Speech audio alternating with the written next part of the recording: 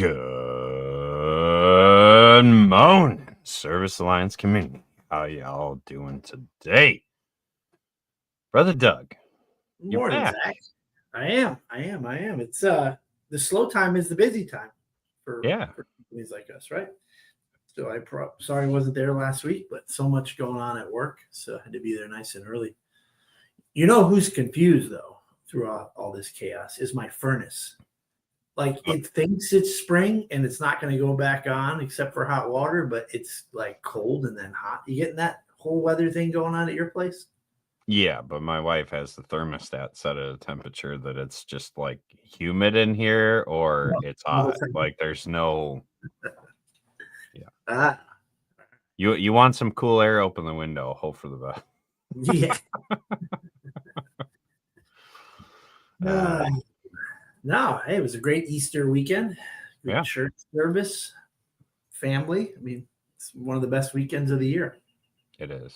It is a good morning, Garrison. Weekend. Yeah, I had work Saturday. I had to switch my schedule around. I'm in the season where adjusters screw up my life and just throw everything into chaos. Yeah. So I had to move my gym appointment with my trainer to 6 in the morning. So I got up at 5 in the morning and went until 7 o'clock at night on Saturday. Get up at 5 to fit working in. That would be the first thing I'd shed off the schedule right there, you know. Yeah, see, I can't do that, man. Body recomp is it screws with your mind, right? So my weight is up, like up. My body fat is way down. My skeletal muscle, it's just like it. The inches are going down. My waistline is shrinking, right? But my weight is like it messes with your mind. Sure. And so staying plugged in with the trainer, it's just kind of like that reaffirming. He sees me and he's like, dude, you're looking jacked, man. Like, yeah. And he pumps it up. But he notices more of the change than I do. I'm just like, those are complicated KPIs you got there. Fat down, weight up, energy. All mine are just up. That's just everything is up for me. So. And then you throw it off with macros and exercise schedule and everything else.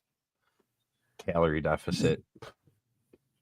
And for those who don't know, right, you're in the roofing industry now, right? Yeah. You were once part of the bitter race called the appliance repair world. How many seasons now, or how many springs have you rolled into? Going into the second season. Yeah. And so far, you feel like there's anything new to be learned, or it's pretty? Oh, there's always something. There's always something to learn. A lot of it you learn about yourself. In that type of position, you learn your strengths, your weaknesses, and then you have to kind of figure out ways to manage through it. I was talking to, actually got a few minutes to talk to EJ on Saturday in between him running deliveries and stuff. And one of the things for me, and we'll talk about this when we get to the AI section, but I'm auditioning an AI assistant on my phone. So when someone calls in, it actually has a database that it can pull from. I added some information to it, and it's kind of handling my voicemails while I'm on a roof or whatever. And so like just finding ways to work within the system that is present. You have to figure out, one of my things is if I'm on a roof and you don't leave me a message, the likelihood of me calling you back is about 0. Right. And so how do I get you to actually leave a message? How do I get the chance to call you back and have an intelligent conversation with you about whatever your issue is, scheduling an appointment or whatever.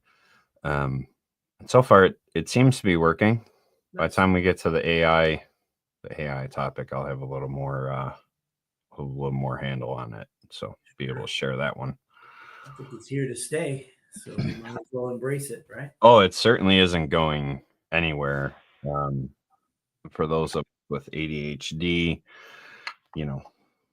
the thing that I like about it the most is at 6 o'clock, it gives me a checklist and goes, hey, did you do this? Did you do this? Did you do this? Did you, based on the conversations that I had throughout the day with customers. So, right. It's helpful. I mean, the first argument you ever have with your AI, can you share that with us when it happens? Sure. Right. I had a customer ask if it was my wife, and that was the most hilarious recording I think I've ever heard. It's like, no, I'm an artificial intelligence. Okay. And then she moves on. Like, just boop. Just skip that. Didn't matter. Moving on. That's right. That's funny. It was a funny conversation. Yeah, we use it as a overflow and after hours. And someone must have used the Lord's name in vain when they found out it was AI. So of course AI thought that the customer's name was Jesus Christ, and then that call went on. Finally, and he gave all his information, I believe. I can't remember now if he gave all his information, but AI kept calling him Jesus. And I think that's a compliment that you would want from anybody, right? Yeah, there's mixed and we'll get into this more when we get there. This isn't today's topic by any stretch of the imagination, but there is mixed reviews on it. I had one customer tell me, like, I loved it. Like, I hate the insurance phone tree. Press 1 for this, press 2 for that, and then you're stuck in this loop for 45 minutes. He goes, once I realized it was AI, once I realized it could actually answer me and give me some information that you had allowed it to give to me, he goes, it's so much better than that phone tree. That's right. That's right. And then I had another customer go, it's the angriest sounding voice in the world. And I'm like, it's supposed to be the most cheerful and calming voice. And I listened to it. I'm like, it's pretty cheerful and calming. I don't think it's angry. Yeah. I think I sound angrier talking to you than AI does. I'm old enough to remember that caller ID was being introduced, and there was a lot of people protesting it, just about an infringement of rights, that people would know who's on the other end of the phone without asking. It's really tough to embrace it all, and it's a double-edged sword for sure. For everything that makes our life easier, there's a chance that we become a little less engaged, or we become a little more lazy about the details. But for sure, I watch Star Trek. I love that whole series of shows and movies. So one day we'll be in space flying, and I'll order an Earl Grey tea, and it'll just show right up, and I'll just sip it. That's where I want to head to. Leave it to Saul. There's a wife AI version. Be warned, she can't drive, but always wins arguments. Yeah, that's something I want. Jeez, that's a way to combat AI. Say that again. Say that 100 times. All right, let me open us in prayer. Yeah, we are just real quick. We're actually talking about how to structure your management. When's the right time? What does it look like to add a management team to your company? We're going to go through some of the ins and outs today. So that's what we're actually talking about today. So pray us up. Good morning, Lord. We thank you for this day. For many, many people around the world, this day falls on the post event of you doing the biggest, greatest miracle ever, Lord, of being resurrected and brought back home, Lord. You have done everything that is needed for us as children of God, Lord. You have allowed us to be able to be pure even in our sinful nature.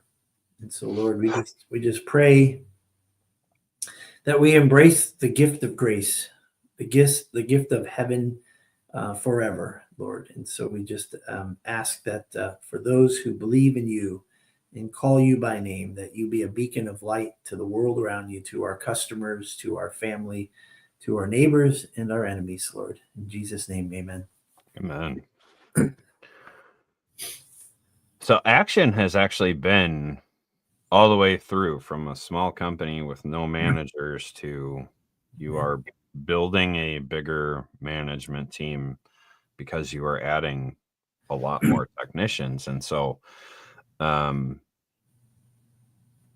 maybe take us back to the beginning when Jay realized, like, I probably need a manager. Because you were there for that, right? Like that, there was not a manager when you were on the road. No, I was their first service manager. He did hire a general manager, to run the company. But really, the timeline's kind of messed up in a way, Zach, because the word management it's a noun, but it doesn't just describe people. As a matter of fact, more importantly, it needs to describe the systems and the important areas of your business. So we have to manage our business, and our business is made up of certain specific areas, right? Like finance, marketing, HR. It goes on. There's not many. There shouldn't be tons of them, but there should be enough that every area of your business is being managed. And then you find managers to lead those areas and manage the areas. So we hired managers before we put a system in place. I mean, we did say, hey, that room over there in the raised ranch, it used to be a bedroom. That's the parts department. But was very basic level, and I wouldn't say for sure that area was being managed. Although that was one of the jobs I had for a while, was I was in charge of the parts department. So yeah, I think, Zach, it's important that we talk first about sort of like an organizational chart. Now let's say you are the technician, the owner, and you have a family member, answering your phones. So you've got 2 people in your business. You still have multiple areas that need to be managed. It just so happens you and that other person are managing those things. So if you imagine a chart, an organizational chart, and your picture, right? You have to put your picture in each of those areas, because if you don't, you're going to neglect that area of management. So if you don't focus regularly on your advertisement to make sure it's being effective, if you just go to it when it's broken or when you need more work, it's going to break down, So we recognized the areas just a few years ago. And then we started to put faces in those boxes of those areas. And then you have to figure out, like I had 6 seats. I was going to say, Doug's face was plastered across that organizational chart. Yeah, I had a bunch of those areas. Absolutely. Our best year ever was when we had let go of the office manager for valid reasons. And I was also, at that time, I was running the business and the service manager, and the only other manager of the office. So it was me. I was running everything. And that particular year was our best year ever financially, as far as profit margins go, because the overhead was low. But that same year, 2018, our peer group came upon our business, and there was like 9 or 10 owners just diving into every part of our business, going into the areas that needed to be managed. And there I was in all those seats. So I didn't need them to tell me that I knew that we were doing okay, but that we weren't doing excellent. I knew that. Yeah, so your stress level and your blood pressure were a great indicator that something was wrong. Yeah, I think so. I mean, like if you want to be honest with yourself, and an employee leaves and tells you why, like, I don't know, I just don't feel like you guys care about me here. I feel like everything's chaos. I'm always putting out fires, and you have to put that mirror and reflect those words back to you and realize you're responsible for all that. And that's when my blood pressure went up, Zach. That's when I started to get stressed out, when I started to take ownership of all the mistakes, because I had 1,000 hats. Right. So I knew that I had to begin to find people for those seats. Were you the garbage manager also? Were you like Andrew, breaking down cardboard boxes and handling disposal? No, I think there was too many people in my company would love that burdened job, which was zero burden, right?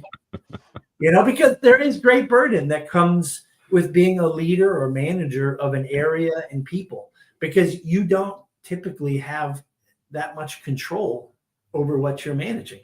Like if back to marketing, you're hoping that this month coming up is busier than the normal slow month of whatever, April. Mhm. You're hoping. So you're going to try to do as many things as possible. You're going to try to throw things on the wall to see if they stick, right? And so cardboard's beautiful. There's 35 of them. Crush them, fold them up, and put them in. Damn, that's an easy job.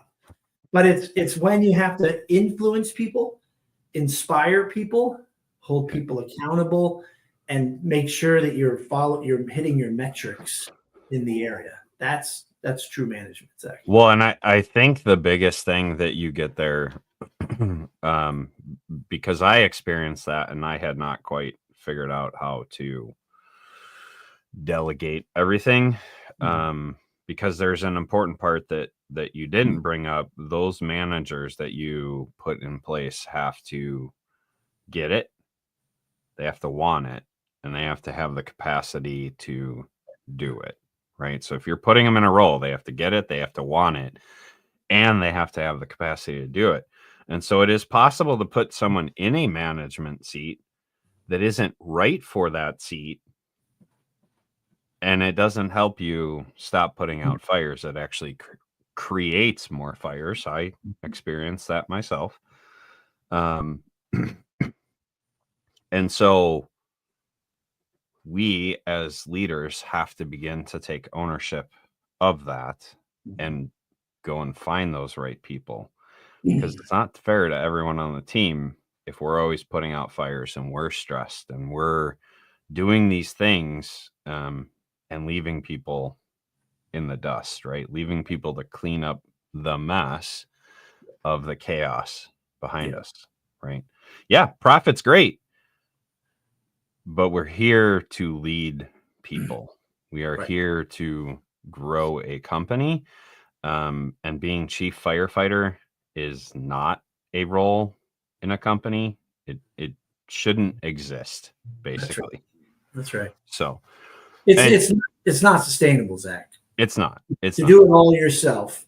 Right. Because guess what? You're gonna die one day, and that's a reality. So the question is, and what's the quality of life you want between death and life now? I mean, you want to have people helping the cause and giving them the opportunity. And so your organizational chart, that is based on the EOS method. Breaking down all the positions in the company and putting faces in, that is comes from EOS. Great book, great process. If you get to a point like Doug, where you're a larger company and you're beginning to implement EOS, highly suggest getting an implementation manager to help you. There are people around the country that are coaches in this that help lead you through the EOS process. Most of them have been through it. And in fact, I think all of them have to have been through the process to teach it. It goes a little smoother. You can do it yourself by reading the book, but I promise it's a lot harder of a process, at least to start doing it by yourself. But Zach, we just lean and gravitate toward mindset. Yeah. So, I mean, our mutual friend, Ginny Seeley and Joe Seeley, right? They didn't implement EOS, but it's in many places of growing your business that you have to make a chart. And I remember before mine went up, Ginny and Joe made theirs, and they did literally put their face in those squares. They identified what it takes to run your business and the sort of the departments. And they didn't have, I think when they first did it, they didn't have any employees. Yeah. So it was president, vice president, person in charge of the office, in charge of service, in charge of parts, in charge of finance, in charge of marketing. It was the Ginny and Joe show. Mm-hmm. And now it's there. This gives you a mindset of this is what it takes. And when it's out there on a piece of paper or on a screen, you can say, what do I least hate, at least enjoy doing? Mm-hmm. Let me go find somebody to do that. Or what's the thing that should spend the least amount of time managing? The cardboard, right? Someone else can manage the garbage and the cardboard. Let me delegate that. Let me bring someone in to manage that. It frees you up to spend time in other areas. And just to go into the kind of mindset there, I think sometimes that gets a negative connotation. Like, hey, I'm pawning off the thing that I least like to do, but there's someone who actually likes to do that, right? There's certain things that I don't love, and there's certain things that I really, really do love to do. And so if someone gives me that position, then I'm fulfilling my purpose. I'm doing the thing that I'm gifted to do.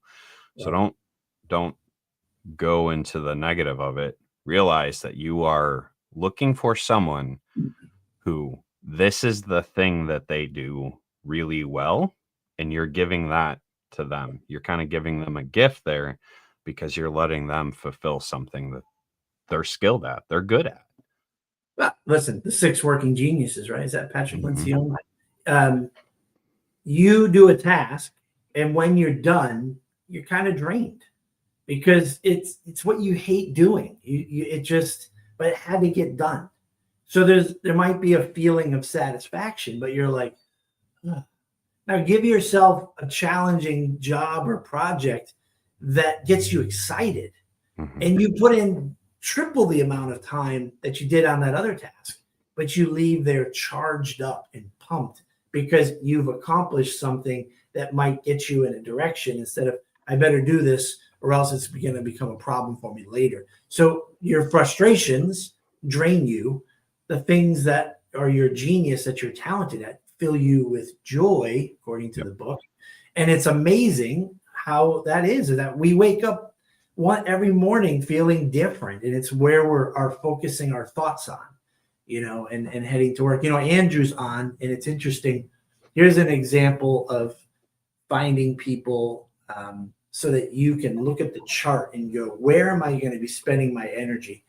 At ASTI, I brought my technician operations manager. I hired him last November, and he's at ASTI, and I wanted him to dive in and get to know people. And the plan was that he would lead the technician team of 18. We want to grow to 24. And I would now be able to finally have the time to go and work into our appliance sales department or division and really begin to develop processes and set some goals and really start to grow the number of revenue and sales in that side. Guess what? Didn't work out. Yeah. So I had to take that person and his face out of that square, and I can't just go and neglect that now because I've decided to dive into sales. I have to sit there and make a plan. Yep. And the reality is at this moment, my team of technicians, they are our primary sales force. I got to go back there. So I'm not neglecting sales, but it's just like last year and the year before. I can give it as much time as I have, but now on that line of departments, my face was added once again to another area. And we only have so many hours in the day, our mind, our gifts, our talents, there's only so much we can give out. So now I have to re-divvy that up and focus on what's important and give what's left to those other areas. So as companies are starting out, I am certain there's a lot of guys that are out there and guys and gals that are out there like myself. One of the first positions, the first hats you give away is CSR. Um, you do not want me answering phones all day because it drains me. I can people until I can't people, and by noon, talking to people on the phone, I'm done. Sending emails, like, you don't want me sitting behind a desk all day. I just become this grumpy version of myself. It's not what lights me up. That's right. In roofing, I need to find someone to answer my emails and text messages because that is draining to me, right? Yeah. And to a lot of the technicians, you're in and out of the houses while you're a one-man, two-man operation, and you're also answering the phones, and you're also doing this and that.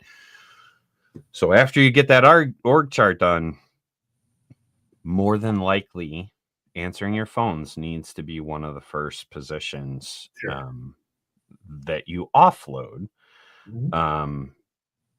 Because it's not going to do you a good service. And so I don't know if you can see it, my office help, they do a fantastic job.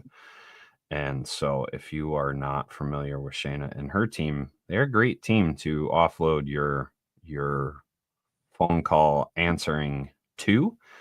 There's others, but we love Shayna and the work she's done. I've experienced her work. And so look at some of these areas as you do that and begin to identify that first pain point, that first hurdle. It's really hard to answer phones while your head is shoved in a dryer and you're trying to repair it, right? So that's going to be one of the first ones. Zach, it's a perfect example, especially about yourself, because you've identified that you can be a people person, but it'll drain you, right? And you're also juggling the rest of the things that you have to do. So here's the reality. What area is more important than another? If you try to prioritize them all, you could probably do a little bit of it, but the reality is with one of those components missing, you're going to be in trouble. Mm-hmm. And so answering the phones is one of the most important things to your business. It's how you get your customers. If they're calling to find out who you are and how much do you charge, and they're trying to determine, is this company legitimate? Will they be able to help me? And do they add value to what they're offering, right?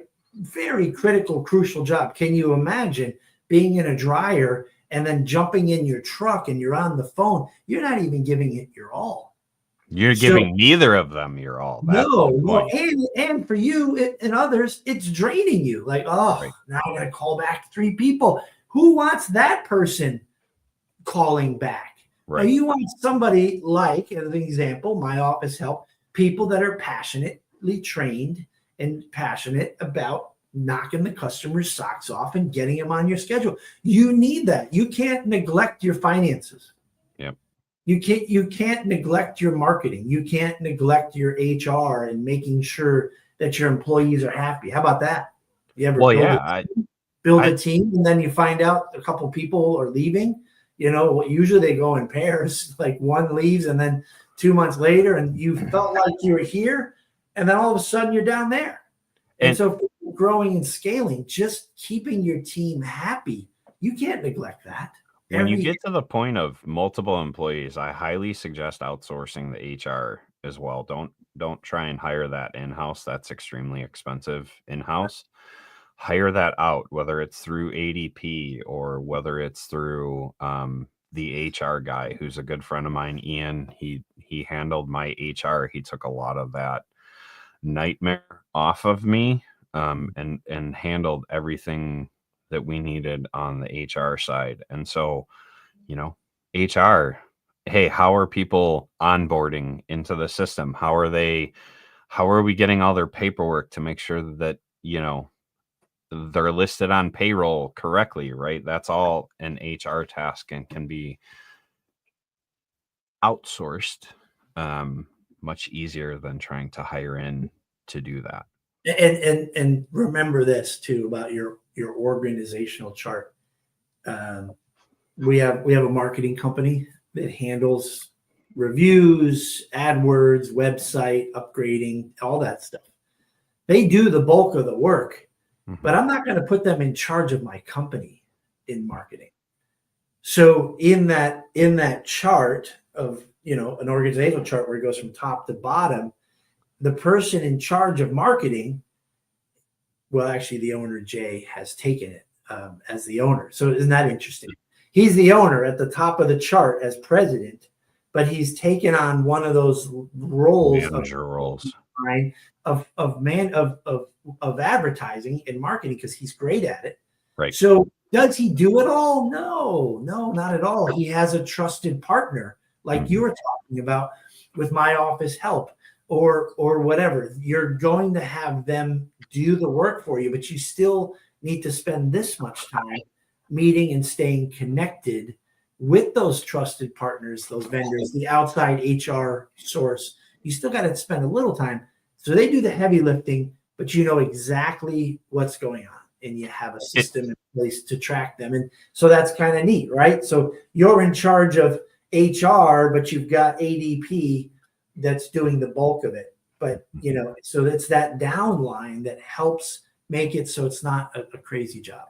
You can go from hundreds of hours a week having to deal with HR to an hour conversation throughout the whole week having to talk about HR when you outsource stuff. You can go from thousands of hours of answering the phones to let me check in with the manager, right? And see where we're sitting, make sure, hey, we need to make this little tweak in the way that we're answering, or we need to update the script in this way. And all of a sudden you have an hour conversation throughout the whole week of what needs to be done with answering your phones instead of having to do it all the time. So it doesn't mean that you're completely disconnected, right? But you are offloading the bulk of the work to people that are passionate about doing it, freeing yourself up to do other important tasks. Now, if you want to set those people up that you hire or that you already know and you bring them in, you want to set them up for success. As a leader of that area, you better put expectations down on paper, KPIs, a number, a metric that is be able to be measured. And that way, the person that you've handed that role over, and I bet you a lot of us can relate to this, handing off something that you know is important to someone else is scary.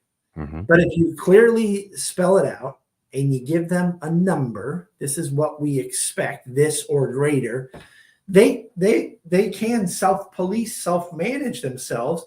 And now your checking in with them is pretty simple. So how's it going? How's your number? We're on track. We're ahead of we're on it. Or we're actually a little bit behind. Well, why are we behind? Well, it's February and the calls are down a little. Oh, that makes sense. We're on it. We have it under control, but you need to set those people up for success with the expectations that you want in each of those lines. So yeah, the most important part of all of this, right? You're going to identify these areas within your business. Some businesses are going to have more. If you have sales, you're going to have more of an umbrella. If you're only service, you're going to have a certain umbrella there, right? And so you have to identify all those areas, and you have to identify everything that you're working in, and then you need to begin to understand yourself, what drains you the absolute most, what drains you a little bit less, what drains you a little bit less, right? And also identify the things that you're super passionate about and you're super good at, because you're going to hold on to those long term. But you want to get rid of those tasks that drain you the most first and work your way through the list, beginning to offload those to team members and managers, right? An org chart is not just management, though a management is a big part of that, and that is the main thing we're talking about today. You're going to have team members that are handling some of these tasks as well. So yeah, you can change it. There's nothing wrong with you should be reevaluating all these things once a year anyway. For us, for a long time, parts has been a very expensive part of our budget. So someone has to be in charge of a parts department Yep. with parts being purchased, returns going back, truck stocks on, 18 trucks. It's a big deal, So for us, it's finance, technician oversight, like a manager that oversees our service team. We have several CSRs, so someone has to oversee the support side, finance, marketing, and then we've added one because what we identified through a SWOT analysis, that what matters to us so much in minimizing chaos and giving great service is process and procedure. So we actually have somebody that creates that content, that when we're up tweaking and adding or updating things, that person is mainly in charge of that, and have given that person also the role of training the new process or training a new employee. So that's a maybe unique area for action. Process and procedure, we call her operations coordinator, but that's her job. And so everyone's org chart can look different, and you can consolidate things, but it's something that's easily found out there. Ask AI, it'll tell you the basic areas of operation. Yep. Well, hopefully that helps you guys begin to create and identify these areas in your business, to get this organizational chart, to understand where you're going to need people to manage people as you grow your company. And even if you only want to grow to a few people, you're still going to need to offload some of these tasks. You won't be able to do it all and sustain long term, right? So, hopefully that was useful and helpful to you guys. As always, that is our goal. If you're not a member, servicealliancegroup.com, become an all access member. Our next mastermind is coming up. You can see it at the bottom of the screen. I finally remembered to update our little banner.